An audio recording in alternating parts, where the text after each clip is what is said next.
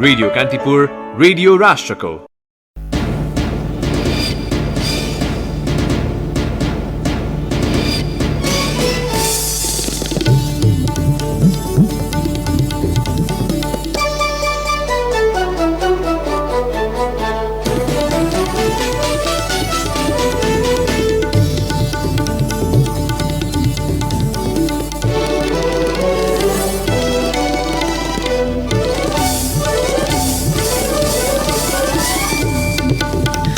COVID-19 विरुद्ध एक मात्रा लगाए पुग्ने जोन्सन खोप ल्याइँदै कोभ्याक्स सुविधा अन्तर्गत अस्ट्राजेनेकाको खोप पनि जुलाईभित्रै आउने स्वास्थ्य मन्त्रालयको भनाई। अतिक्रमणमा परेको कालापानीदेखि 200 मिटर ओरसम्मको क्षेत्र अझै पनि भारतको नियन्त्रणमा। कालापानी क्षेत्रमा भारतले बनाएको काली मन्दिरसम्म बिना अवरोध गस्ती र आउजाउ गर्न सशस्त्र प्रहरीद्वारा भारतीय सीमा सुरक्षा बल समक्ष प्रस्ताव। एलपी ग्याससहित सबै इन्धनको मूल्य बढ्यो। अन्तर्राष्ट्रिय बजारमा भइरहेको इन्धनको मूल्य वृद्धि, बलियो बनेको डलर अनि सरकारको कर नीति सबैको भार उपभोक्तालाई। इरानद्वारा युरेनियम धातुलाई 20% शुद्ध बनाउन सुरु। अमेरिका, युरोपेली युनियन लगायतको विरोध। र इटली युरोकप फुटबलको फाइनलमा उपाधिका लागि इङ्ल्यान्ड र डेनमार्क बीचको विजेतासँग प्रतिस्पर्धा गर्ने। नमस्कार, कान्तिपुर डायरीका साथमा साथी केशु र म बासु। समाचार अब विस्तारमा। कोभिड-19 विरुद्ध एक मात्रा लगाए पुग्ने जोन्सन खोप ल्याइने भएको छ। अमेरिकी फार्मास्युटिकल कम्पनी जोन्सन एन्ड जोन्सनद्वारा उत्पादित कोभिड विरुद्धको खोप जोन्सन कोभ्याक्स सुविधा अन्तर्गत अनुदानमा नेपालले पाउन लागेको हो। जोन्सनको जोन्सन AD26.CoV.2 एक मात्रा लगाए पुग्ने खोप हो। यो खोपलाई पहिलो पटक गत फेब्रुअरीमा अमेरिकाको food and drug administration FDA ले आपतकालीन उपयोगका लागि अनुमति प्रदान गरेको थियो। यो खोप 18 वर्षभन्दा माथि सबै उमेरका व्यक्तिलाई लगाउन सकिन्छ। विश्व स्वास्थ्य संगठनले यो खोपलाई आपतकालीन प्रयोगका लागि अनुमति दिइसकेको छ। स्वास्थ्य मन्त्रालयको परिवार कल्याण महाशाखाका निर्देशक डाक्टर तारानाथ पोखरेलले कान्तिपुरसँग भन्नुभयो, एक मात्र चाहिने जोन्सन खोप नेपाललाई दिने कुरा कन्फर्म भयो। कति मात्रा र कहिलेसम्ममा दिने भन्ने कुरा एक सातापछि थाहा हुन्छ। कोभ्याक्स सुविधा अन्तर्गत नेपालले कुल जनसंख्याको 20% लाई पुग्ने खोप अनुदान सहयोग अन्तर्गत पाउनेछ। उहाँले भन्नुभयो, यो खोप अमेरिकी सरकारले कोभ्याक्सलाई दिने र कोभ्याक्सको कोटा अन्तर्गत हामी कहाँ आउने हो। जोन्सन खोप 0.5 ml को 5 मात्रा भएको भाइलमा आउँछ। WHO को नीति अन्तर्गत एउटा भाइलबाट एक मात्रा खोप तानिसकेपछि त्यो भाइललाई 2 देखि 8 डिग्री सेल्सियस तापक्रममा 6 घण्टासम्म मात्र राख्नुपर्छ। 6 घण्टापछि उपयोग गर्न मिल्दैन। विश्व स्वास्थ्य संगठनको यो खोपबारे जारी अन्तरिम गाइडलाइन अनुसार यो खोपको 0.5 ml इन्स्ट्रामस्कुलरको रूपमा डल्टोइड मांसपेशीमा दिइन्छ। हालसम्म यो खोपको एउटै मात्रा प्रस्ताव गरिएको छ। कोभ्याक्स सुविधाबाटै एस्ट्राजेनेकाको कोभिसिल्ड खोप जुलाई महिनाभित्र नेपालमा दिने जानकारी आएको डाक्टर रोशन पोखरेलले बताउनु भएको छ। यो खोप कति मात्रा दिने हो भन्ने बारे हालसम्म यकिन भएको छैन। एस्ट्राजेनेकाको खोप आउन साथ पहिलो मात्रा लगाएका ज्येष्ठ नागरिकलाई लगाइनेछ।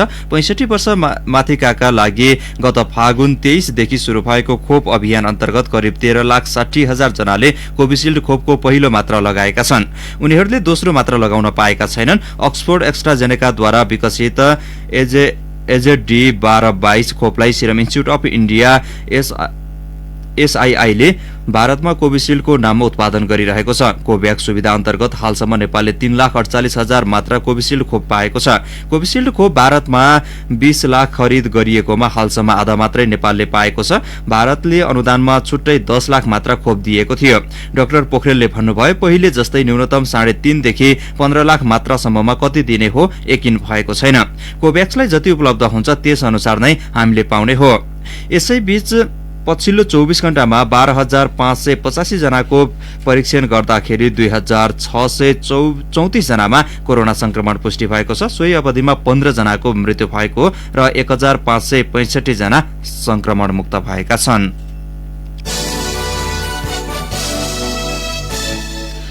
नेपाली भूभाग अतिक्रमण गरी भारतद्वारा कालापानी क्षेत्रमा निर्मित काली मन्दिरसम्मै आफूले बिना अवरोध गस्ती र आउजाउ गर्न पाउनुपर्ने प्रस्ताव सशस्त्र प्रहरी बल एपीएफले भारतको सशस्त्र सीमा बल एसएसबी समक्ष राखेको छ। नेपाल भारत सीमा सुरक्षा अधिकारीको गत साता भएको बैठकमा सशस्त्र प्रहरीले यस्तो प्रस्ताव गरेको हो। बैठक भारतद्वारा अतिक्रमित नेपाली भूमि कालापानीदेखि 200 मिटर ओर बसेको थियो। सो ठाउँ पनि भारतीय सुरक्षाकर्मीकै नियन्त्रणमा छ। बैठकमा नेपालबाट दार्चुलाको ब्यास गाउँपालिका 1 छाङ्ग्रु स्थित सशस्त्र प्रहरी 50 नम्बर गुल्म हेडक्वार्टरका डीएसपी धीरेन्द्र शाह र भारतका तर्फबाट एसएसबी का असिस्टेन्ट कमान्डेन्ट एसी सहभागी थिए। बैठकमा डीएसपी शाहले एसएसबी को क्याम्प नजिकैको काली मन्दिरसम्म सशस्त्र प्रहरीले बिना अवरोध गस्ती र आउजाउ गर्न पाउनुपर्ने प्रस्ताव राख्नु भएको थियो। स्रोतका अनुसार सशस्त्रले राखेको सो प्रस्तावमा एसएसबी का अधिकारीले आफूहरू सकारात्मक भए पनि भारतीय सेना र इन्डो टिबेटन बोर्डर पुलिस आईटीपीले अवरोध पुर्याउने बताएका थिए। सीमा सुरक्षा बैठकमा भारतीय पक्षले भने कुनै एजेन्डा पेश गरेको थिएन। सामरिक सुरक्षाका दृष्टिले अति संवेदनशील र महत्वपूर्ण मानिएको नेपाली भूभाग हडप्न भारतले कालापानीको खोल्सामा कुवा बनाएर त्यसलाई काली नदीको मुहान दाबी गर्दै आएको छ।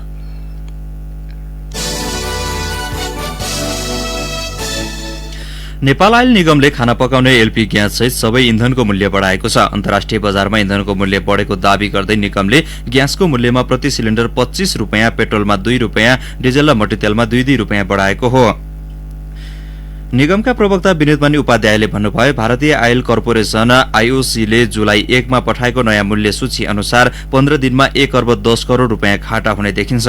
तसर्थ स्वचालित मूल्य प्रणाली अनुसार इन्धनमा नयाँ मूल्य कायम गरेका छौं। नयाँ मूल्य सूची अनुसार प्रति सिलिन्डर ग्यास 1425, पेट्रोल प्रति लिटर 129, डिजेल र मट्टीतेल 112 रुपियाँ कायम गरेका छौं। निगमले हवाई इन्धनतर्फ पनि मूल्य समायोजन गरेको छ। हवाई इन्धन आन्तरिकतर्फ 2 रुपियाँ वृद्धि गरेर प्रति लिटर 84 रुपियाँ र अन्तर्राष्ट्रिय तर्फ प्रति किलोलिटर $19 वृद्धि गरेर $754 कायम भएको निगमले जनाएको छ। अन्तर्राष्ट्रिय बजारमा भइरहेको इन्धनको मूल्य वृद्धि, बलियो बनेको डलर अनि सरकारको कर नीति सबैको भार उपभोक्ताले बोक्नु परेको छ। यिनै कारण नेपाल आयल निगम 6 वर्षपछि घाटामा जाने भएको छ।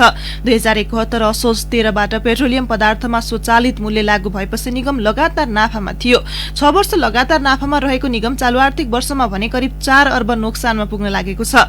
निगमको विवरण अनुसार रक्सोलमा 67.77 रुपियाँमा किनिएको पेट्रोलमा 56.61 रुपियाँ कर थोपारिएको छ। डिजेलमा 39 रुपियाँ 28 पैसा कर लगाइएको छ। सरकारले लगाएको अचाक्ली करका कारण अन्तर्राष्ट्रिय बजारमा इन्धनको मूल्य वृद्धि भएकै अनुपातमा निगमले यहाँ भाव बढाउन पाएको छैन। निगमका कार्यकारी निर्देशक सुरेन्द्र कुमार पौडेलले भन्नुभयो, स्वचालित मूल्य पूर्ण रूपमा कार्यान्वयन गर्दा पेट्रोलको भाव प्रति लिटर 148 रुपियाँ पुग्छ, तर हामीले 2 रुपियाँ मात्रै बढाएर 129 रुपियाँ कायम गरेका छौं। यसले गर्दा निगमले घाटाको व्यापार गरिरहेको र उपभोक्ताले पनि मूल्य वृद्धिको मार खेप्नु परेको निगमले जनाएको छ। कान्तिपुर डायरीमा अब ब्रेकको पालो। क्षेत्रका कर्मचारी समेत अनिच्छुक देखिएका छन्। रोजगारदाता र श्रमिकको योगदानमा स्थापना गरेको सामाजिक सुरक्षा कोषबाट वृद्ध अवस्था, औषधि उपचार, स्वास्थ्य तथा मातृत्व, दुर्घटना तथा अशक्तता र आश्रित परिवार सुरक्षा योजना कार्यक्रम सरकारले 2076 साउन 1 गते कार्यान्वयनमा ल्यायो। तर कार्यक्रम कार्यान्वयनमा आएको 23 महिना भइसक्दा पनि अझै सबै रोजगारदाता र श्रमिक यसमा सूचीकृत भएका छैनन्। हालकै अवस्थामा सामाजिक सुरक्षा कोषमा आबद्ध हुँदा खाइपाई आएको सुविधा पनि कटौती हुने भएकाले बैंक तथा वित्तीय संस्था र बीमा कम्पनीमा कार्यरत कर्मचारीहरूले कोषमा आबद्ध नहुने अडान राखेका छन्। नेपाल बैंकर्स संघले बैंक तथा वित्तीय संस्थाका कर्मचारीलाई आबद्धताका लागि स्वैच्छिक व्यवस्था गर्न कोषलाई लिखित रूपमै आग्रह गरेको थियो। संघका अध्यक्ष भुवन दाहाल, हामीले सामाजिक सुरक्षा कोषको कहिले पनि विरोध गरेका छैनौँ। त्यसमा भएका केही स्किम्सहरूको कारणले र अनका केही इन्कन्सिस्टेन्टको कारणले कर्मचारी साथीहरू चाहिँ त्यहाँ जान एकदम रुचाइराख्नु भएको छैन र हामीले सामाजिक सुरक्षाको लागि के अनुरोध गरेका छौँ भने हामी बैंकहरू सबै आउँछौँ। जो कर्मचारी साथीहरू चाहिँ इच्छुक हुनुहुन्छ त्यहाँ आउनुहुन्छ र जो साथीहरू चाहिँ अहिलेकै स्किममा चाहिँ कन्टिन्यू गर्न चाहनुहुन्छ त्यही गर्नुपर्छ भनेर हामीले आग्रह गरेका छौँ। कोषले आफूहरूको माग प्रति व्यवस्था गरी एकहोरो र अस्वाभाविक दबाव दिएको भन्दै आन्दोलनरत बैंक तथा वित्तीय संस्थाका कर्मचारी युनियनहरूले सामाजिक सुरक्षा कोष विरुद्ध अदालतमा मुद्दा नै दायर गरेका छन्। आफूहरूको सुझावका आधारमा ऐन, नियमावली र कार्यविधिमा संशोधन हुनुपर्ने बताउँछन् नेपाल वित्तीय संस्था कर्मचारी संघका महासचिव हरिराम खनाल। कर्मचारीहरूले खाइपाई आएको सेवा सुविधा घटाउन पाइने छैन भनेर कानुनी व्यवस्था गरेको छ। हामी भन्छौँ खाइपाई सुविधा गर्छ र उहाँहरू भन्नुहुन्छ यही दफा देखाएर भन्नुहुन्छ खाइपाए सुविधा गर्दैन। तर यस बारेमा सामाजिक सुरक्षा कोषको ऐन तथा कार्यविधिमा कुनै पनि कुरा उल्लेख गरेको छैन। जबसम्म सामाजिक सुरक्षा कोषको ऐन तथा उसको कार्यविधिमा यी कुराहरू प्रश्न नभइन्जेलसम्म त यी कुराहरूको ग्यारेन्टी भएन। हेर्नुहोस् त्यहाँ उहाँहरू चाहिँ अब त्यही ऐन कानुन कार्यविधि रच्नुहुन्छ खालि, तर यसभित्रका जुन समस्या त्यस विषयमा उहाँहरू बोल्न चाहनु भएको छैन। गत आर्थिक वर्षको बजेट वक्तव्य मार्फत सामाजिक सुरक्षा कोषमा आबद्ध श्रमिक तथा रोजगारदाताले जम्मा गर्नुपर्ने 2078 जेठ र असार महिनाको योगदान रकम सरकारले बिहोर्ने घोषणा गरेको छ। सोही व्यवस्थालाई आधार बनाएर कोषले बैंकर्स संघलाई पत्र काटेर कोषमा दर्ता हुन आग्रह गरेको हो। कोषका प्रवक्ता विवेक पन्थी चरम न्यूनतम मापदण्ड जो सबैका लागि म्यान्डेटरी हुनुपर्छ भन्ने हो र त्योभन्दा बढी जुनसुकै संस्थाले पनि सेवा सुविधा आफ्नो कर्मचारीलाई दिन सक्छ र यदि सामाजिक सुरक्षा कोषमा आउनुभन्दा पहिले नै त्यो न्यूनतम मापदण्ड भन्दा बढी नै सुविधा दिएको छ भने न्यूनतम मापदण्ड अनुसारका सुविधा सामाजिक सुरक्षा कोषले दिने, त्योभन्दा बढी कोष सेवा सुविधा सम्बन्धित संस्थाले आवश्यक व्यवस्था गरी कर्मचारीलाई उपलब्ध गराउनु पर्ने भनेर चरम ऐनकै दफा 178 को 3 मा छ। अनि खाइपाई आएको प्रदान नगर्ने भनेर चरम ऐनकै दफा 34 को उपदफा 3 मा छ। विद्यमान अवस्थामा सामाजिक सुरक्षा कोष बैंक तथा वित्तीय संस्था र बीमा क्षेत्रका कर्मचारीका लागि लाभदायक नभएको नेपाल वित्तीय संस्था कर्मचारी संघको भनाइ छ। अनौपचारिक क्षेत्रका श्रमिक तथा मजदुरलाई यो योजनामा पहिलो प्राथमिकता दिनुपर्नेमा बैंक तथा वित्तीय संस्थाका कर्मचारीलाई दबाब दिएर कर्मचारीको पैसामा सरकारले गिद्धे नजर लगाएको आरोप लगाउँछन्। पुनः वित्तीय संस्था कर्मचारी संघका महासचिव खनाल दिने कार्यविधिमा संशोधन गर्न बाँकी छ। ती कुराहरूमा ध्यान नदिन स्पष्ट हुन्छ। यो बैंक तथा वित्तीय संस्थामा जुन एउटा कोष छ त्यो कोषमाथि चाहिँ सामाजिक सुरक्षा कोषले चाहिँ गिद्धे नजर लागेको जस्तो चाहिँ हामीले अनुभूति गरेका छौँ। कोषमा हालसम्म 14,621 रोजगारदाता कम्पनीबाट 2,53,530 मजदुर तथा कर्मचारी आबद्ध भएका छन्। बैंक तथा वित्तीय संस्थाका कर्मचारीहरूले उठाएका विषयहरू सम्बोधन भएको र केही अस्पष्ट विषय पनि समाधान हुने बताउँछन्। पुनः कोषका प्रवक्ता पन्थी समग्रमा पेन्सन प्रति अलिकति चासो देखिएको छ। सरकारी कोषद्वारा नै अथवा सरकारी नियुक्तिगणना ऐनद्वारा नै हुनुपर्छ भन्ने जुन चासो छ र सबै क्षेत्रहरूको पेन्सन सिस्टम एउटै हुन्छ भन्ने पनि हुँदैन होइन। एउटै हुने भए अलग अलग ऐनको व्यवस्था गर्नुपर्ने आवश्यकै थिएन। अहिलेको ऐन कानुनले शैक्षिक भनेर भन्दैन, अनिवार्य भनेर भन्छ। सेवा सुविधा गर्ने दोहोरो करका विषयहरू अथवा ऐन कार्यविधि समयसँगै परिवर्तन हुने हुन्। श्रमिकका लागि नयाँ युगको सुरुवात भन्दै निकै तामझामका साथ सुरु गरिएको सामाजिक सुरक्षा कार्यक्रममा रोजगारदाता र श्रमिकको सहभागिता उत्साहजनक नहुनु दुःखद हो। सञ्चय कोषबाटै कर्मचारीहरू सन्तुष्ट भएको भन्दै सो सरह नै सुविधा दिनुपर्ने माग बैंक तथा वित्तीय क्षेत्रका कर्मचारीहरूको छ। खाइपाई आएको सेवा सुविधा समेत घट्ने गरी सरकारले ल्याएको योजना सामाजिक सुरक्षा भन्दा पनि सस्तो लोकप्रियताको सुरक्षा कवच मात्रै हो कि भन्ने भान पर्नु आश्चर्यजनक मात्रै होइन, खेदजनक छ। रेडियो कान्तिपुरका लागि सूरज राजथला। कान्तिपुर सविस्तार।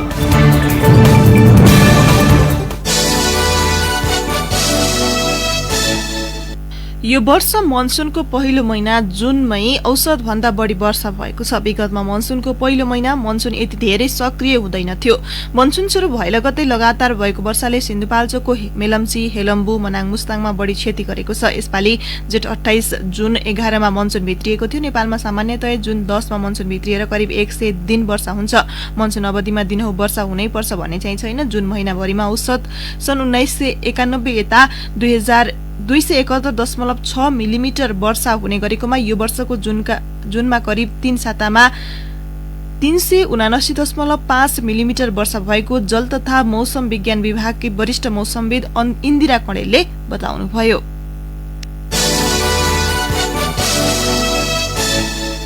जनता समाजवादी पार्टीका दुवै पक्षले मिलेर जान सकिने अवस्था नरहेकाले कानूनी प्रक्रियाबाटै पार्टीको आधिकारिकता विवाद टुंग्याइदिन निर्वाचन आयोगलाई सहमति दिएका छन्। आयोगले हिजो दुवै पक्षलाई छलफलका लागि बोलाएको थियो।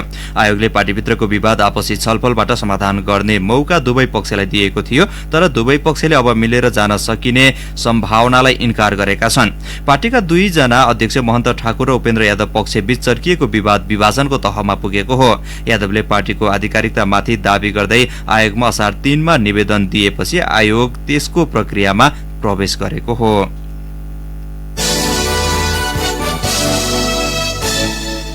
मन्त्री परिषद बैठकले देशभर हुने आन्तरिक र अन्तर्राष्ट्रिय उडान सबै खुल्ला गर्ने निर्णय गरेको छ। संस्कृति, पर्यटन तथा नागरिक उड्डयन मन्त्री लीलानाथ श्रेष्ठका अनुसार सोमबारको मन्त्री परिषद बैठकले सबै उडान खुलाउने निर्णय गरेको हो। उहाँले भन्नुभयो, निर्णयको पत्र प्राप्त भए लगत्तै उडानहरू सामान्य दिनमा झै सञ्चालन हुनेछन्। सरकारले कोरोना संक्रमणका कारण वैशाख 20 गतेदेखि बन्द गरेको आन्तरिक उडान 69औं दिनपछि गत बिहीबारदेखि आधा संख्यामा सञ्चालनमा ल्याएको थियो।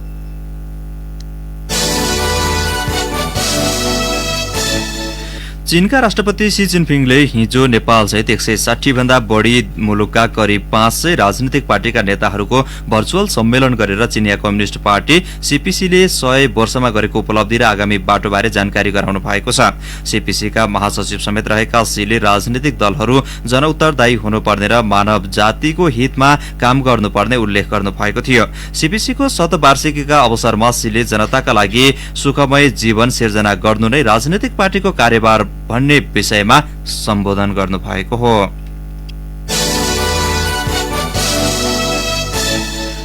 नारायणहिटी दरबार परिसरमा श्री सदन पछाडिको एउटा गोदाम जस्तो घरमा कागजी पोकै पोकाको भण्डारण भेटिन्छ। अहिले भने पुराना कागजातको अभिलेखीकरण गरिँदैछ। यसमा राष्ट्रिय अभिलेखालयबाट अवकाश पाइसकेका 3 कर्मचारी जुटेका छन्।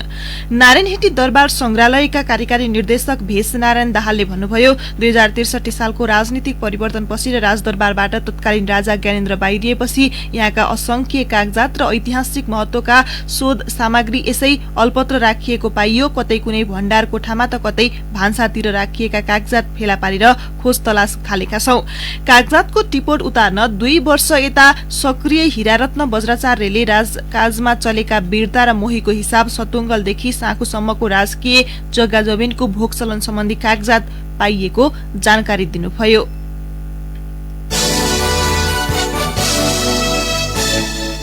नेपाल वायु सेवा निगमलाई संस्थानबाट कम्पनीमा बदल्ने प्रस्तावको विरोधमा कंग्रेस, एमाले र माओवादी केन्द्र निकट ट्रेड युनियनले 4 दिनदेखि महाप्रबन्धकको कार्यकक्षमा लगाएको ताला हिजो प्रहरीले खोलेको छ। निगम अति आवश्यक सेवामा पर्ने निकाय भएको तथा तालाबन्दीका कारण चीनमा खोप ल्याउन जानुपर्ने लगायतका काममा बाधा पुगेको जनाउँदै पर्यटन मन्त्रालयले गृह मन्त्रालयलाई हिजो जानकारी गराएको थियो। महानगरीय प्रहरी वृत्त जनसेवाका प्रहरी नायब उपरीक्षक डीएसपी दिलीप बहादुर मल्लको नेतृत्वमा गएको प्रहरीको टोलीले महाप्रबन्धक डिम प्रसाद पौडेलको कार्यकक्षमा लगाइएको ताला खोलेको हो।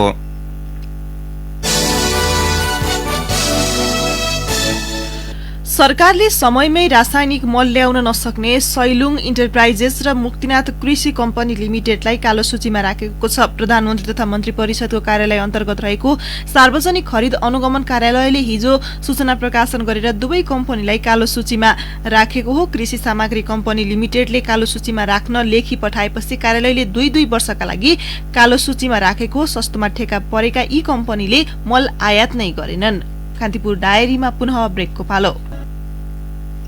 कान्तिपुर डायरीमा अब आर्थिक प्रसंग 2 साता अघि वित्तीय प्रणालीमा 81 घटेको अधिक तरलता लगानी योग्य रकम बिस्तारै लयमा फर्किएको छ। तरलता बढ्न थालेपछि बैंक तथा वित्तीय संस्थाले राष्ट्र बैंकबाट स्थायी तरलता सुविधा एसएलएफ लिन काम गरेका छन्। बैंक बीचको सापटी अन्तरबैंक कारोबारको ब्याज दर पनि 4% भन्दा कम छ। गत जेठ अन्तिम सातादेखि यही असार दोस्रो सातासम्म वित्तीय प्रणालीमा तरलता 81 घटेको थियो। त्यतिबेला अन्तरबैंक कारोबारको ब्याज दर बढेर 5% हाराहारी पुगेको थियो। बैंकहरूमा पैसा नभएपछि अन्तरबैंक सापटी पाइन छाडेको थियो। झण्डै दर्जन बैंक तथा वित्तीय संस्थाले कर्जा निक्षेप तथा पुँजी अनुपात सीसीडी कायम गर्न पनि राष्ट्र बैंकबाट एसएलएफ सुविधा लिनु परेको थियो।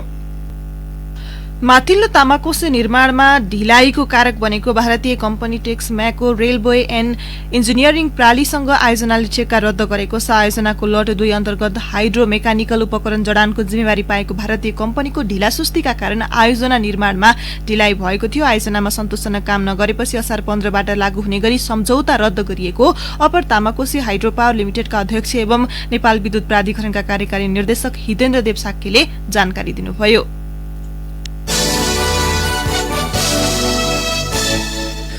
अब अन्तर्राष्ट्रिय प्रसंग। इरानले युरेनियम धातुलाई 20% सम्म शुद्धिकरण गर्ने निर्णय गरेको छ। युरेनियम शुद्धिकरण कार्यक्रमको अमेरिका र युरोपियन मुलुकहरूले कडा विरोध जनाएका छन्। सन् 2015 मा भएको आणविक ऊर्जा सम्बन्धी सम्झौता विपरीत इरानले युरेनियमको शुद्धिकरण गर्न लागेको अमेरिकाले दावी गरेको छ। हाल सो सम्झौतामा वार्ता चलिरहेकाले कार्यान्वयन हुनुपर्ने अमेरिकाको तर्क छ। अन्तर्राष्ट्रिय आणविक ऊर्जा एजेन्सीले अस्ट्रियाको भियनामा सन् 2015 को सम्झौतालाई बिउत्याउन इरानले गरेको सहमतिको प्रक्रिया यसै रोकिन सक्ने जनाएको छ। युरोपियन शुद्धिकरण कार्यक्रमले इरानलाई आणविक हतियार उत्पादनमा अझै नजिक पुर्याउनेछ। इरानले लगातार सम्झौताका प्रावधान उल्लङ्घन गरिरहेको छ। अमेरिकी प्रतिबन्धका कारण आर्थिक रूपमा संघर्ष गरिरहेको इरानलाई रूस र चीनले सहयोग गरिरहेका छन्। इरानले हतियार उत्पादनका लागि युरेनियम उत्पादन गरिरहेको आरोपको लगातार खण्डन गर्दै आइरहेको छ।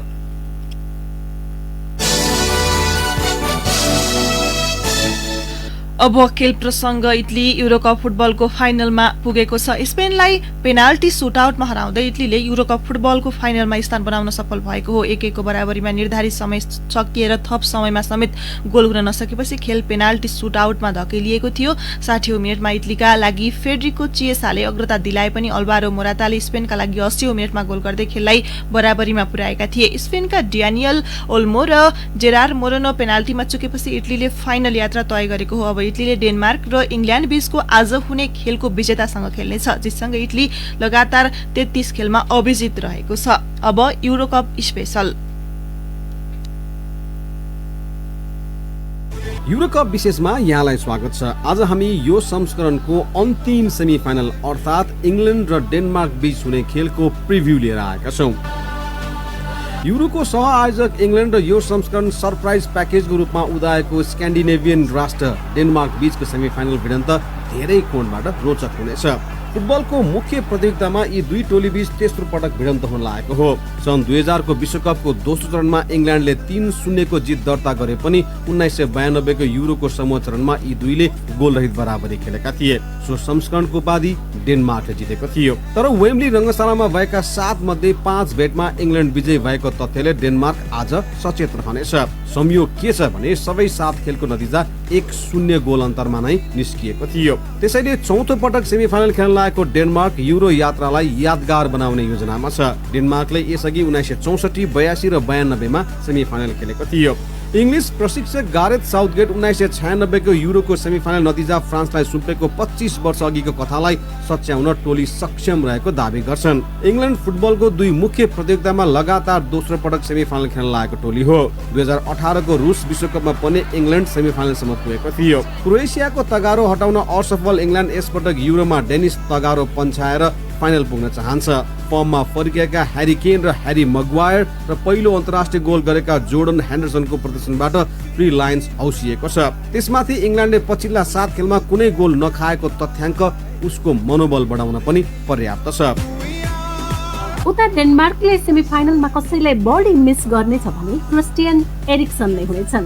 घाइते सहकर्मीको मुहारमा खुसीको लहर ल्याउन डेनमार्कले आज सारा शक्ति खर्चिनेमा कुनै शंका छैन। कास्पर हुइम्यान्डको टोली डेनमार्क युरोको सरप्राइज प्याकेज हो। त्यसैले युरोपको फुटबल पावर हाउस इङ्ल्यान्डलाई स्तब्ध पारे भने आश्चर्य हुने छैन। थोमस डेलानी, कास्पर डोलबर्ग र जोआकिम मेहेलेको प्रदर्शनमा डेनिस टोलीको फाइनल प्रवेश निर्भर छ। सेमिफाइनलको दोस्रो भिडन्तमा वेम्बलीमा उपस्थित हुने 60,000 दर्शकको साथ इंग्लिश टोलीले पाउँदा ऊ एडभान्टेजमा अवश्य रहनेछ। इंग्लिश प्रशिक्षक साउथगेटको 4-2-3-1 को रणनीति युरोमा आजका मितिसम्म सफल छ। तर त्यो रणनीतिको वास्तविक परीक्षण आज हुनेछ।